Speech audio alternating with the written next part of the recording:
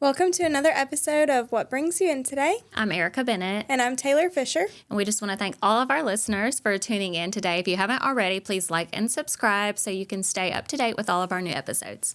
And if you have any topics or questions you would like us to discuss on future episodes, you can submit those at sgmc.org/podcast. All right. Well, we're here today with Arleen Ramirez, who is cardiologist with SGMC Health. So, Dr. Ramirez, what brings you in today?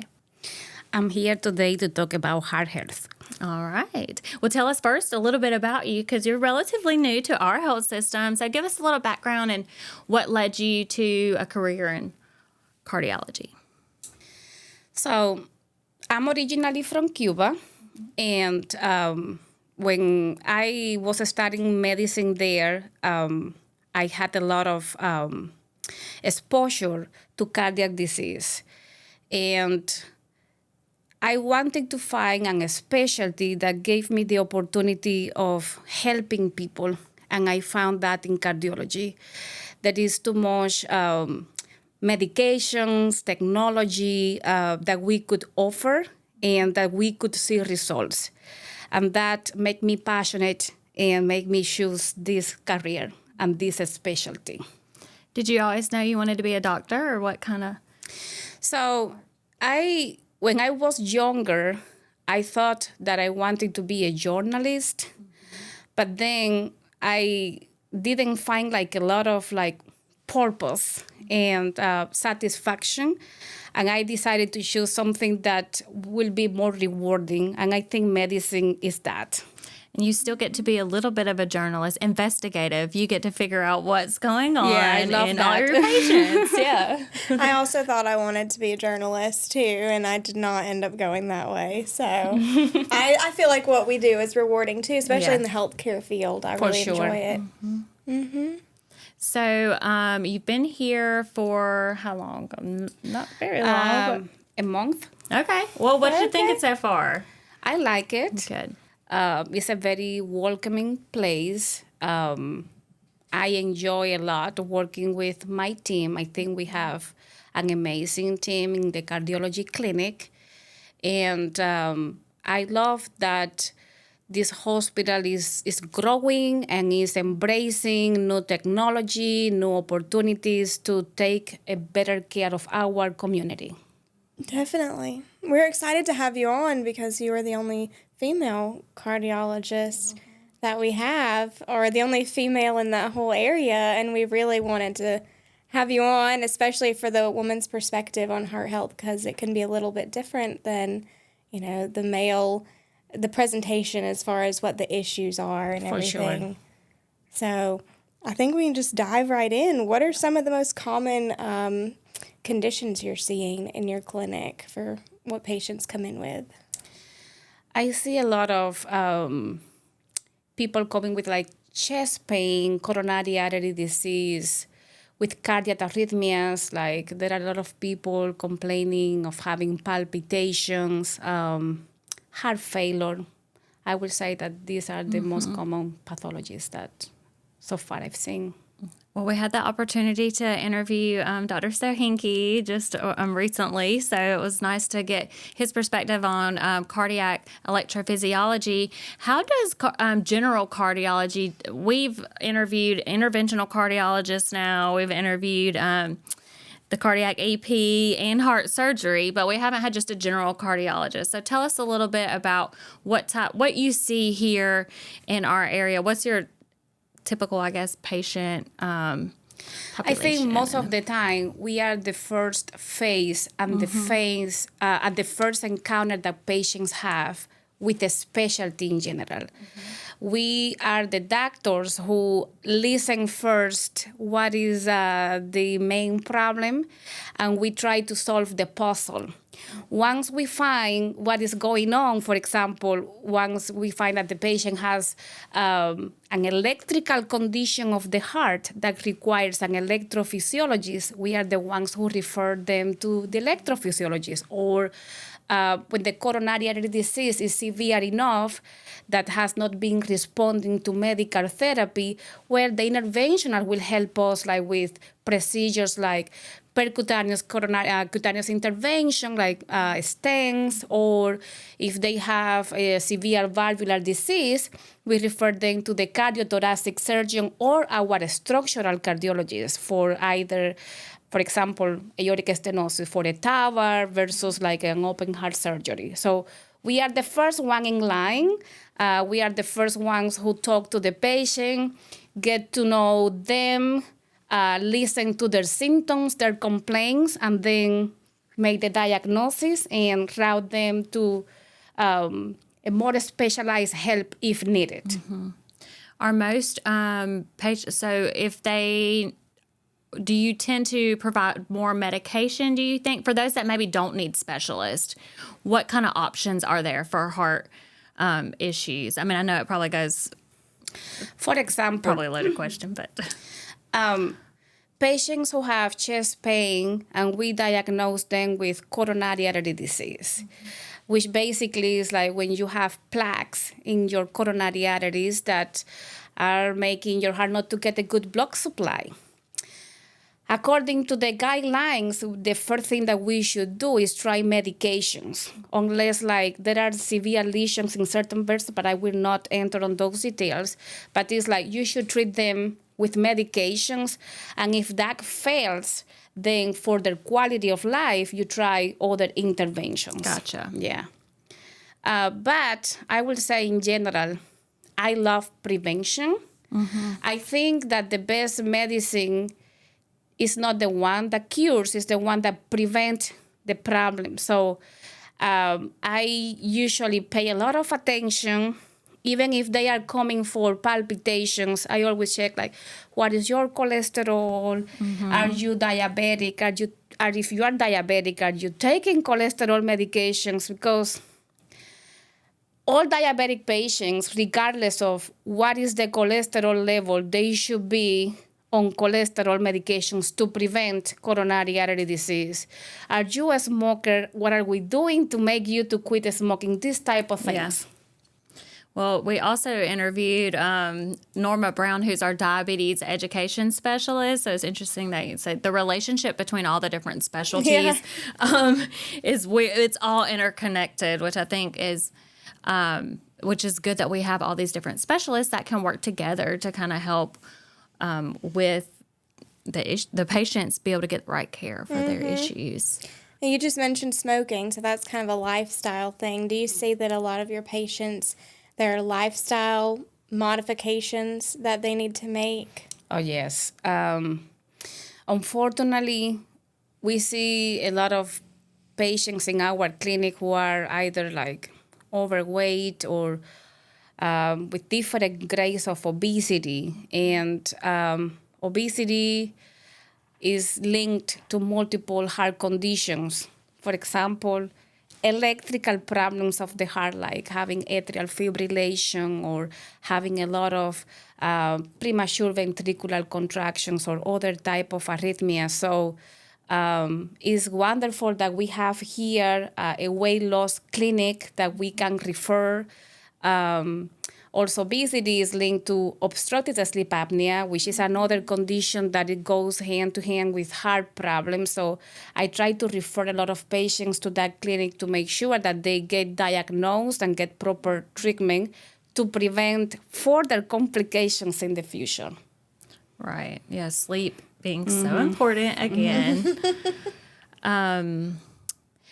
So tell us a little bit about the difference in women and male symptoms from heart issues. I have heard that, especially like I guess in a heart attack more so, but that women tend to have different symptoms than men. What kind of issues would a woman experience that she may need to seek guidance from her physician?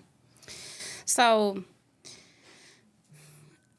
I don't know if it's because we are socially conditioned like that. Like we are the ones who have the blessing of having babies and like doing a lot. Mm-hmm. Sometimes we as women do not give the importance. We like try to let's give importance to the symptoms compared to men. Like men, sometimes they have a paper cut in their fingers and they react, but we sometimes are kind of like tougher and kind of, and it's like, I have a chest pressure, but that is probably because I'm anxious.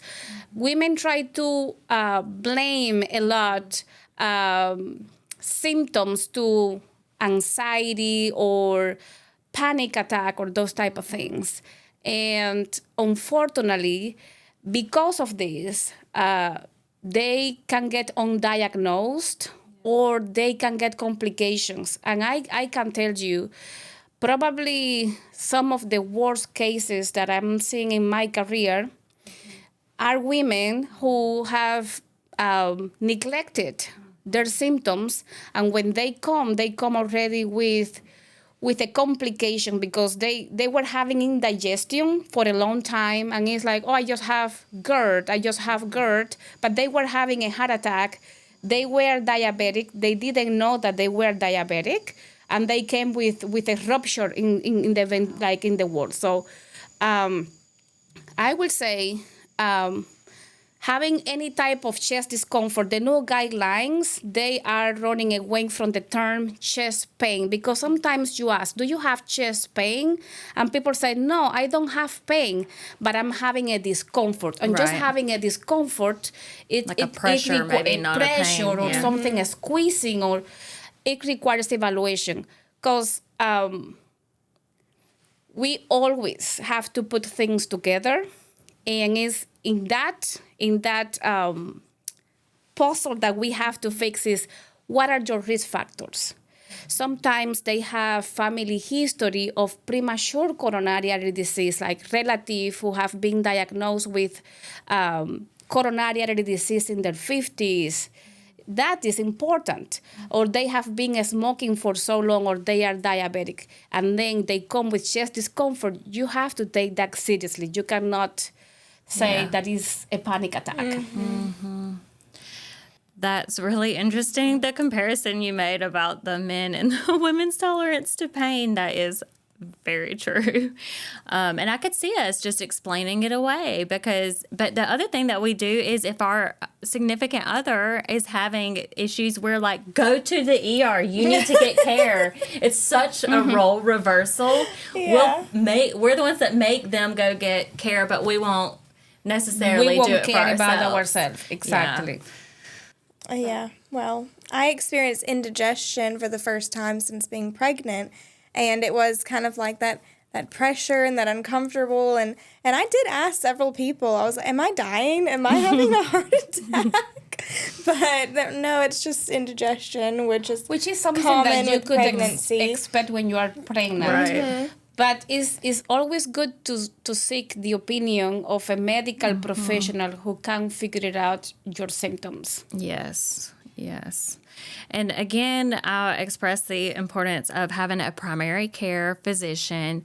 I was having some issues where I felt like my chest was just something didn't feel right. And she said, I don't know what it is, and we're going to still get you checked out. So she referred me to Dr. Disler, and we were able to run through all the tests. But it's, again, having that advocate that will kind of help push you to make that decision, just to check it out, just to make sure you're okay. And it was fine. I think I was just drinking too many energy drinks. So I think that was causing the issue, or maybe it was stress. But regardless, it was nice to have someone to help me give you that little push to just check it out. And have that. And I think that's one thing we don't think about if you're not in the medical career, if you're not around doctors, is how people tend to be scared of doctors, but they're really like your partner. I mean, they're your advocate, right? They're there to help you, be your support system. And that's kind of one of the messages I always try to share with people, because I get to meet so many awesome physicians, and that are so friendly, so kind, so knowledgeable. Not to be scared to go to the doctor, but know that that's your support system. They're here to help you feel your best and be your best. So that's my spiel for that. So when a patient comes in and they, maybe say, I've been having these heart pain, chest pains, or, whatever it is they're coming in with, what kind of tests would you start running? What would you start looking at? So first, you have to perform a good interview, because as a cardiologist, you should be able to classify not all the chest pains are cardiac chest pain. So you should classify, is my patient having a classic angina? Or is my patient having a possible cardiac chest pain? Because sometimes not every description makes the diagnostic criteria, but still you have suspicion that they may have some disease. Or based on what you are telling me, this is non-cardiac. I'm positive that this is non-cardiac. And when you make that classification, then you determine what test you are going to do to confirm your suspicion. If I suspect that someone has coronary artery disease, depends also what age the patient has. For young patients who are not like older than 65, I love to do a coronary CTA, which is a CT of the heart, where we inject contrast and we are able to see if they have plaques inside of their vessels. And if they do, what is the grade of the stenosis, if this is a mild, a moderate, or a severe disease. And that tells us a lot, because sometimes patients could have a problem. It's not severe yet, and we could put them on the right medication to prevent that from becoming a severe problem in the future. If patients who are older, for example, like older than 70, doing like a nuclear stress test, where we could see if they have a good perfusion when we stress the heart, that also helps us. If they are young and it's kind of like you don't know, it may have, you can put them to run like in a treadmill. The guidelines are running more and more away from that, because this is like a less sensitive test. For example, if I do a coronary CTA and we see that you do not have any plaques there, we can give you like reassurance. It's like, you do not have any disease. Yeah. Is there any kind of relation to taking birth control and heart problems? I feel like I heard that at some point in years past, that maybe they were seeing heart issues in a younger female audience. And that may just be a myth that we can bust if that's not what we're seeing. I was just curious if you had seen any correlation with birth control and female cardiac problems. I don't think that there is like a strong correlation between birth control and heart disease. Estrogens, they are kind of protective to the heart. And that's why when you look for what is the proportion in younger people of, or the prevalence of having coronary artery disease, men have a higher prevalence compared to women, because we are kind of protected because of the estrogens. Once we become menopause, we kind of lose that protection, and that ratio gets inverted. In the past, I think they did studies about hormonal replacement to try to see if there were any benefits from women taking hormonal replacement for prevention of coronary disease, but those studies were not positive. So, Gotcha. Yeah. That's interesting. I didn't know that about the estrogen. Do you know why the estrogen is protective? I don't know. Special. I don't know why. We're special. Yeah. That's why. I was just curious. Yeah. I mean, I think that's very interesting. But the body is a fascinating. I mean, females being able to have children is just fascinating in itself, and it's special. Okay.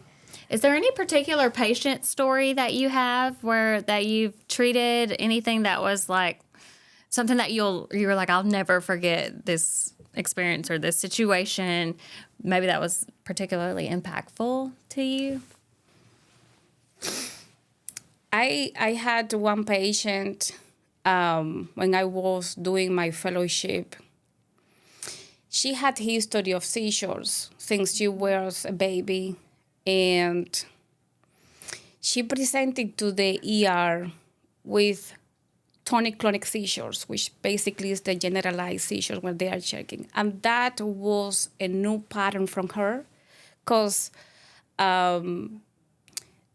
she used to have just like jerky movement in one arm. That was what she used to have. So this was a new pattern for her. And when she came to the hospital, she was starting to have very elevated troponins, and pretty much everyone was assuming that was because of the seizures that she had, that she was having elevated troponins as a result of the seizures. So I evaluated that patient, and something that caught my attention is first the change on the pattern of the seizures, and on telemetry, when she was having these seizures, she was having an arrhythmia that people were saying that is an artifact, but it was a ventricular arrhythmia. I immediately asked for an stat echo, and she had what we call wall motion abnormalities on her echo, which means that some walls in the heart are not moving well, and that happens when you have ischemia sometimes. So we took her to the cath lab, and she had an occlusion on her left anterior descending artery, and that was the cause of her having seizures. She was having this different pattern because she was having a ventricular arrhythmia as a result of an acute infarct. Wow. So I was glad to put things together, because otherwise she would have going home thinking, I had an elevated troponins because I had seizures, and it was a really heart attack. Yeah. Wow. That's where you get to be a detective and I guess trying to figure out what exactly is going on. Yeah, that's difficult. And I'm sure that's something y'all have to juggle all the time is what's causing, is this causing that, or is that causing this? And how do we treat the underlying issue to fix them both? But exactly, everything's related. What advice do you have for patients or just people out there on how to live a little bit of a healthier life so maybe they don't end up needing to come and see you? It's very simple. We need all to eat better, to move more, and to be happier. Take less stress in our life. Try to sleep like 8 hours. And take a good care of yourself. It's like we all can make good choices.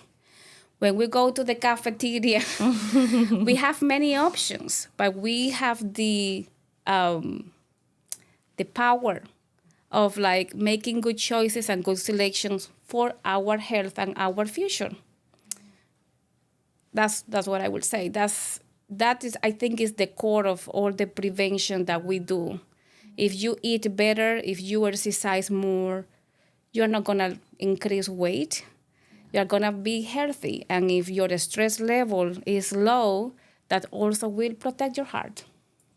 Food is medicine, they Exactly. say, if you're eating the right the right kind. So And the stress. I think we the talk about stress that is in a lot of podcasts is, trying to manage your stress levels, because the stress and the sleep and that all kind of contributes to a lot of issues.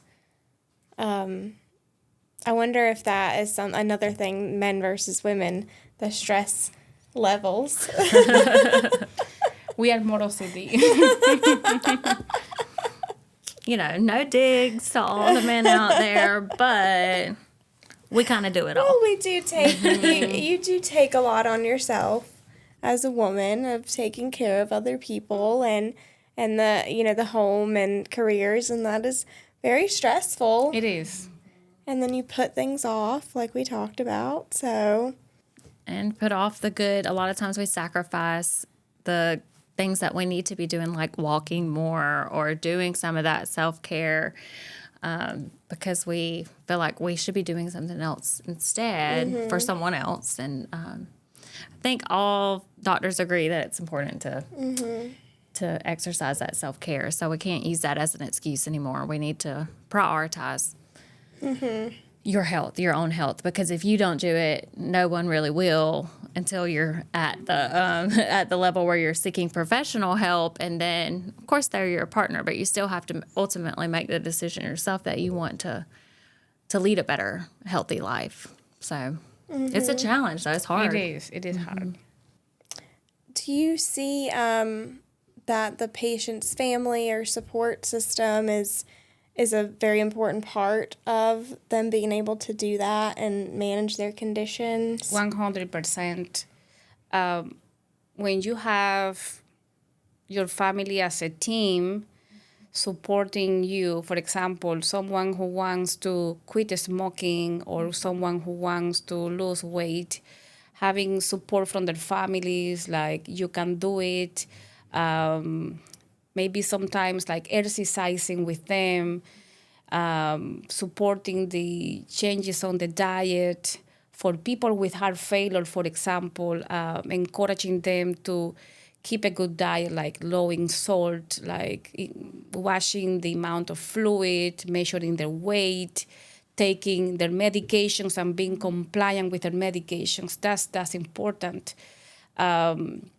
We do not have like a transplant center because this is not a tertiary center, but something that they evaluate when they are considering someone for a heart transplant, for example, is what good social family support do you have? Because it has been demonstrated that people who do not have family support, they will not do well.